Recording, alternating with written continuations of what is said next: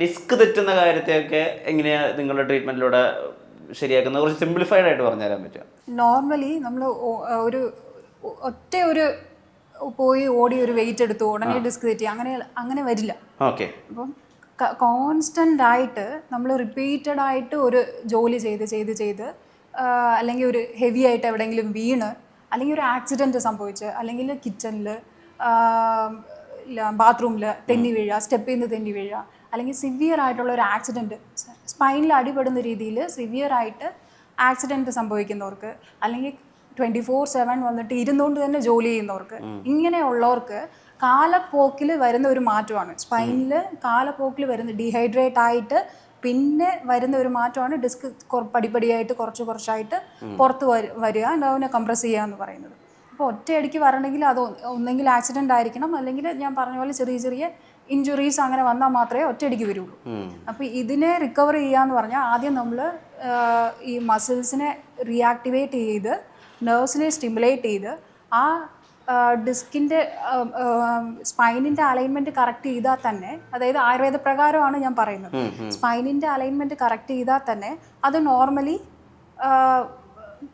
നമുക്ക് ആ നെർവിന് കൊടുത്തുകൊണ്ടിരുന്ന കംപ്രഷനെ മാറ്റാൻ പറ്റും. പിന്നെ നമ്മൾ ഒരു ലൈഫ് സ്റ്റൈൽ പറയാറുണ്ട്. ഈ ലൈഫ് സ്റ്റൈലൊക്കെ നിങ്ങൾ ഫോളോ ചെയ്യുക. കാരണം സിവിയർ ആയിട്ടുള്ള കംപ്രഷൻ ഉള്ള ഒരാൾ കുനിഞ്ഞ് നിവർന്ന് ജോലി ചെയ്യാൻ പാടില്ല. കുനിഞ്ഞ് ജോലി ചെയ്താൽ ആ കംപ്രഷൻ സിവിയർ ആകുകയുള്ളൂ. അതുപോലെ ഹെവി വെയിറ്റ് ലിഫ്റ്റ് ചെയ്യാൻ പാടില്ല.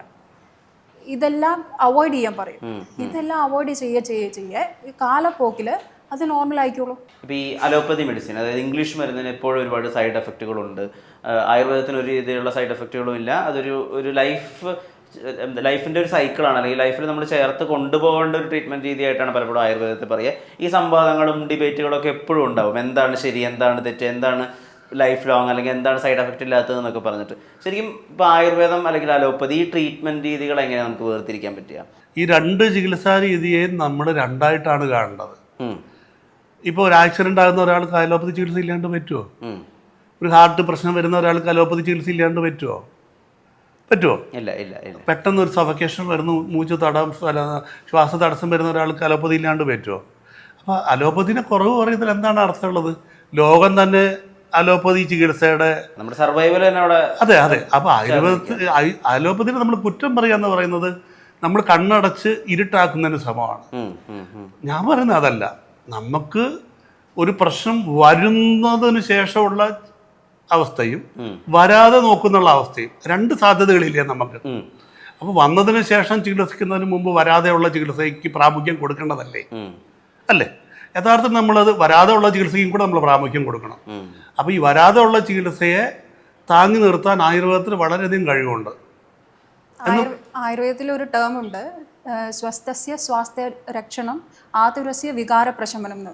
അതായത് സ്വസ്ഥനായിട്ട്, അത് ആരോഗ്യമായിട്ടിരിക്കുന്ന ആളുടെ ആരോഗ്യത്തിനെ സംരക്ഷിക്കുക, അതുപോലെ എന്തെങ്കിലും രോഗം വന്ന ആൾക്കാരെ അതിൽ നിന്ന് റിക്കവർ ചെയ്യുക. ഇതാണ് ആയുർവേദത്തിന്റെ മോട്ടോ തന്നെ. അതായത് ഹെൽത്തി ആയിട്ടുള്ള ഒരാളുടെ ഹെൽത്തിനെ മെയിൻറ്റെയിൻ ചെയ്യുക, ഹെൽത്തി ആയിട്ട് തന്നെ മെയിൻറ്റെയിൻ ചെയ്യുക. പിന്നെ എന്തെങ്കിലും ഒരു ഡിസീസ് വന്ന ഒരാളുടെ ഡിസീസിനെ അവരെ ആ ഡിസീസിൽ നിന്ന് റിക്കവർ ചെയ്യുക. ഇതാണ് ആയുർവേദം. അപ്പം നമ്മൾ പൊതുവെ പറയുന്നത് പോലെ ഈ ആയുർവേദത്തിനും ആ ഇംഗ്ലീഷ് മരുന്ന് വിഭാഗത്തിനും അടിയുണ്ടാക്കേണ്ട ആവശ്യമൊന്നുമുണ്ടെന്ന് ഞാൻ വിശ്വസിക്കുന്നില്ല. എനിക്കൊരു പ്രശ്നം വന്നാൽ ഞാൻ ആയുർവേദത്തിലും പോകും, ഞാൻ ഇംഗ്ലീഷ് മരുന്നിലും പോകുന്ന ആളാണ്. അല്ലാണ്ട് ഞാൻ ഇംഗ്ലീഷ് മരുന്നുകാരെ കുറ്റം പറയുന്ന ഒരാളല്ല. അതിങ്ങനെ കുറ്റം പറയാൻ സാധിക്കുക?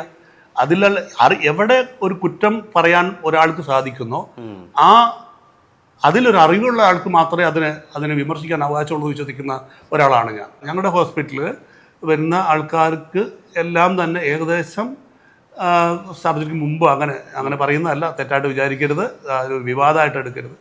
അപ്പോൾ അങ്ങനെയുള്ളൊരു ചികിത്സയിൽ ഇവിടെ റിക്കവർ ആകുന്നുണ്ടെങ്കിൽ അതിൻ്റെ പുറത്ത് ഒരു തീരുമാനമുണ്ട്. എന്ന് പറഞ്ഞാൽ ഞങ്ങൾ എക്സ്ക്യൂസ് ചെയ്യാറില്ല. ചികിത്സക്ക് ഞങ്ങൾ എക്സ്ക്യൂസ് ഇല്ല. ഇത്ര ദിവസം ചികിത്സ വേണം എന്ന് പറഞ്ഞാൽ അത്ര ദിവസം ചികിത്സ നിർബന്ധമാണ്. രണ്ടാമത് മരുന്ന് കുടിക്കാൻ പറ്റില്ല, ചികിത്സയില്ല. നിങ്ങൾ മരുന്ന് കഴിച്ചാലും ചികിത്സയുള്ളൂ. അതുപോലെ 10 ദിവസം കൊണ്ട് സാർ സുഖമാവുമോ? എല്ലായിടത്തും 10 ദിവസം കൊണ്ടാണല്ലോ സാർ പറയുന്നത്. 10 ദിവസം കൊണ്ടൊന്നുകൊണ്ട് സുഖമാവാത്തതെന്ന് ചോദിച്ചാൽ 10 ദിവസം കൊണ്ട് സുഖമാവാൻ പറ്റില്ല. 10 ദിവസം കൊണ്ട് സുഖമാവാത്ത ആളെ 10 ദിവസം കൊണ്ട് സുഖമാക്കാമെന്ന് പറഞ്ഞ് എങ്ങനെ നമ്മൾ എടുക്കാൻ പറ്റില്ല. അതുകൊണ്ട് തന്നെ ഞങ്ങൾ ഞാൻ ആദ്യകാലം മുതൽ തന്നെ ഇവരൊക്കെ ഉണ്ടാകുന്ന കാലം മുതൽ തന്നെ എൻ്റെ അടുത്ത് വരുന്ന ഈ പ്രശ്നങ്ങളോട് വരുന്ന ആൾക്കാർക്ക്, കാരണം ഞാൻ മരുന്ന് ചികിത്സയില്ല, എനിക്ക് മരുന്നിൻ്റെ ആവശ്യമില്ല, മരുന്നില്ലാതുള്ള ചികിത്സയാണ് എൻ്റെ പ്രധാനപ്പെട്ട ചികിത്സകളെല്ലാം തന്നെ. അതുകൊണ്ട് നിങ്ങൾ ഇങ്ങനെ ഇരുന്നാൽ മാത്രമേ ഇത് വരുള്ളൂ എന്ന് ആദ്യം തന്നെ പറയും. എക്സ്ക്യൂസ് ഉള്ളവരെ ചികിത്സയ്ക്ക് എടുക്കില്ല. അതുകൊണ്ടാണ് നമുക്ക് ഈ ചികിത്സയിൽ ഞങ്ങൾ ഇതിനകത്ത് പ്രബലമായതും ഞങ്ങൾക്ക് ഇത്രയധികം ആൾക്കാർ വരുന്നതും. ഈ എടമലശ്ശേരിയിൽ മാത്രം ഒരു സ്പെഷ്യൽ ഒരു അട്രാക്ഷനായിട്ട്, അല്ലെങ്കിൽ ഏറ്റവും നിങ്ങളുടെ തന്നെ ഭയങ്കര പ്രൗഡായിട്ട് തോന്നുന്ന ചികിത്സാ രീതികളുണ്ടല്ലോ, അല്ലെങ്കിൽ വളരെ സക്സസ് റേറ്റ് ഉള്ളത്, അത് ഏതൊക്കെയായിരിക്കും? നമ്മുടെ ഹോസ്പിറ്റലിൽ തന്നെ നമ്മൾ ജനറൽ ട്രീറ്റ്മെന്റ് ഒന്നും ചെയ്യാറില്ല. സ്പൈന്, നെർവ്, ബോൺ ഇത് റിലേറ്റഡ് ആയിട്ടുള്ള ഇതിന് മാത്രമേ നമ്മൾ ഈ ആയുർവേദത്തിൽ ഇവിടെ ചികിത്സ കൊടുക്കുന്നുള്ളൂ. അതായത് പിന്നെ ആർത്രൈറ്റിസ്, പിന്നെ സ്ട്രോക്ക്, അത് വരുമ്പം സ്ട്രോക്ക് എന്ന് പറയുമ്പോൾ അത് നെർവ് റിലേറ്റഡ് ആയിട്ട് വരും. ആർത്രൈറ്റിസ് നമുക്ക് ടോട്ടലായിട്ട് ഈ ജനറേഷനിൽ എല്ലാവർക്കും കണ്ടുവരുന്ന ഒരു രോഗത്തിലൊന്നാണ്. ഒരു 60% ആൾക്കാർക്കും ആർത്രൈറ്റിസ് ഉണ്ടാവും. അതിനും മാത്രമേ നമ്മൾ കൊടുക്കുന്നുള്ളൂ. അല്ലാണ്ട് സ്കിൻ ഡിസീസ്, അല്ലാണ്ട് fever associated diabetes, hypertension, അങ്ങനത്തെ ചികിത്സകൾ, ജനറൽ ചികിത്സകൾ നമ്മളിവിടെ ചെയ്യുന്നില്ല. നമ്മളിവിടെ സ്പെഷ്യലായിട്ട് ചെയ്യുന്നത് spine, nerve, bone and arthritis. ഇത് മാത്രമേ നമ്മൾ കോൺസെൻട്രേറ്റ് ചെയ്യുന്നുള്ളൂ. അപ്പം നമ്മുടെ സ്പെഷ്യാലിറ്റി എന്ന് പറഞ്ഞാൽ തന്നെ ഇതിന് വേണമെങ്കിൽ നമുക്കൊരു ആയുർവേദത്തിലുള്ള ഒരു ഓർത്തോ ന്യൂറോ ഹോസ്പിറ്റൽ എന്ന് വേണമെങ്കിൽ പറയാം. ഈ ആർത്രൈറ്റിസ് വരാനുള്ള കാരണങ്ങൾ എന്തായിരിക്കും? ആർത്രൈറ്റിസ് നോർമലി നമ്മുടെ ഭക്ഷണങ്ങൾ അല്ലെങ്കിൽ നമ്മുടെ പാരമ്പര്യമായിട്ട് ഇൻഹെറിറ്റഡ് ആയിട്ട് നമ്മുടെ പാരൻസിന് ആർക്കെങ്കിലും ഉണ്ടെങ്കിൽ നമുക്ക് വരാൻ ചാൻസസ് ഉണ്ട്. അപ്പോൾ അച്ഛനോ അമ്മയ്ക്കോ ആർക്കെങ്കിലും ആർത്രൈറ്റിസ് ഉണ്ടെങ്കിൽ നമുക്കും വരാൻ ഒരു 50% അല്ലെങ്കിൽ ഒരു 40% വരാനുള്ള ചാൻസസ് ഉണ്ട്. ഒന്ന് ഹെറിഡിറ്ററി ആയിട്ട് വരാം.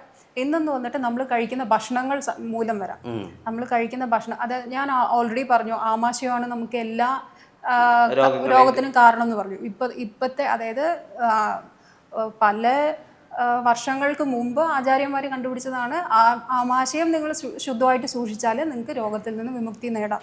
അപ്പോൾ ഇപ്പോഴാണ് നമ്മൾ കണ്ടുപിടിച്ചിരിക്കുന്നത് ഗട്ട് ബാക്ടീരിയ എന്നെല്ലാം. അപ്പോൾ ഇത് റിലേറ്റഡ് ആണ്. അപ്പോൾ ഗട്ട് ബാക്ടീരിയ എന്നുള്ള സാധനം നമുക്കില്ലെങ്കിൽ അതായത് നമ്മൾ ആമമായിട്ടാണ് കൂട്ടുന്നത്. ആമമാണ് ഈ നോർമൽ ആയിട്ടുള്ള ബാക്ടീരിയ ഇല്ലാണ്ട് ടോക്സിൻസ് ജനറേറ്റ് ചെയ്യുക. നോർമൽ ഗുഡ് ബാക്ടീരിയാസ് ഉണ്ട്, ബാഡ് ബാക്ടീരിയാസ് ഉണ്ട്.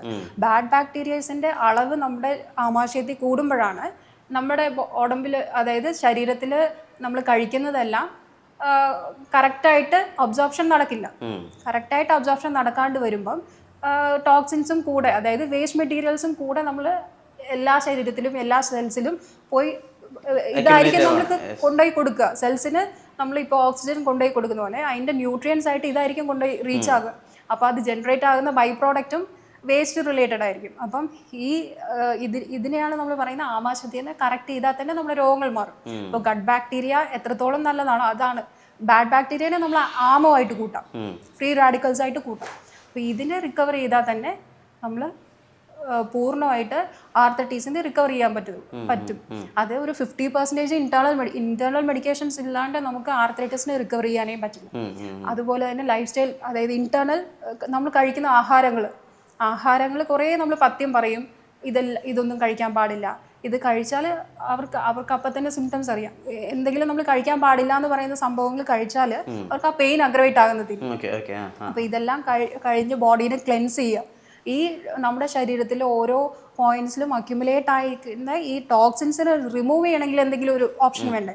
അതിനാണ് നമ്മൾ പഞ്ചകർമ്മ എന്ന് പറയുക. വസ്തി ചെയ്യുക, സ്നേഹനം, സ്വേദനം, ഇതെല്ലാം ചെയ്ത് റിമൂവ് ചെയ്ത് പിന്നെ ഇന്റേണൽ മെഡിക്കേഷൻ. ഇനി അത് നോർമലൈസ് ചെയ്യണം. നമ്മുടെ ഗട്ട് ബാക്ടീരിയനെ നോർമലൈസ് ചെയ്യണം. നോർമലൈസ് ചെയ്യാൻ വേണ്ടിയിട്ട് നമ്മൾ ഇന്റേണൽ മെഡിക്കേഷൻസും കൊടുത്തു കഴിഞ്ഞാൽ അവർ നോർമലായി.